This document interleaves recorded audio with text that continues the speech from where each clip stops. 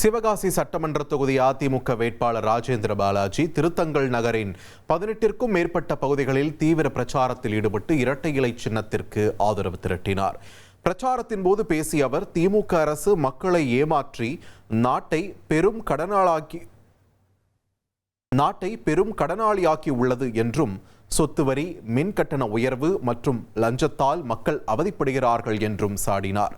மீண்டும் அதிமுக ஆட்சி அமைந்தவுடன் தாலிக்கு தங்கம், மடிக்கணினி உள்ளிட்ட திட்டங்கள் செயல்படுத்தப்படும் என்று உறுதியளித்த ராஜேந்திர பாலாஜி, எடப்பாடி பழனிசாமியை மீண்டும் முதலமைச்சராக்க மக்கள் ஆதரவளிக்க வேண்டும் என்றும் கேட்டுக்கொண்டார்.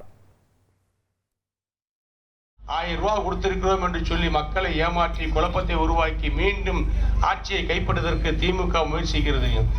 ஆட்சிக்கு வந்த திமுக 1000 ரூபாய் குடும்ப தலைவிகளுக்கு வழங்குவேன்னு சொல்லி ஆட்சிக்கு வந்த திமுக குடும்ப தலைவிகளுக்கு 3 ஆண்டுகள் கிட்டத்தட்ட 30 மாதங்கள் பணம் கொடுக்காமல் இழுத்தடித்து அதிமுக பொதுச் செயலாளர் எடப்பாடியார் போராட்டம் பண்ணியதற்கு பின்பு, சட்டமன்றத்தில் கேள்வி கணைகளை தொடுத்ததற்கு பின்பு, அதற்கு பின்பு 1000 ரூபாய் பணத்தை கொடுத்தார்.